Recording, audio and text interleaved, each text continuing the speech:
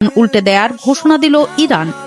গত ২৭ ফেব্রুয়ারি পরমাণু সংলাপ ব্যর্থ হওয়ার পরদিন থেকে যুক্তরাষ্ট্র ও ইসরায়েলের যৌথ সাঁড়াশি আক্রমণের মুখে পড়ে ইরান। ঠিক এই অগ্নিগর্ভ পরিস্থিতিতে ইরানের বিপ্লবী গার্ড বাহিনী IRGC থেকে এলো এক চাঞ্চল্যকর বার্তা।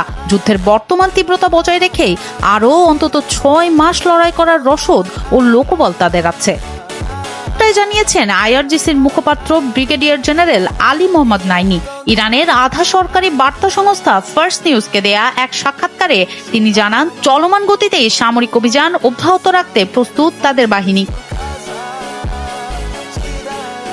গত ৭ দিনে ইসরায়েল ও যুক্তরাষ্ট্রের ২০০টিরও বেশি স্থাপনায় ড্রোন ক্ষেপণাস্ত্র হামলা চালিয়ে তেহরান বুঝিয়ে দিয়েছে, ডোনাল্ড ট্রাম্পের সব ধ্বংস করে দেওয়ার দাবি সম্ভবত মুদ্রার এক পিঠ মাত্র।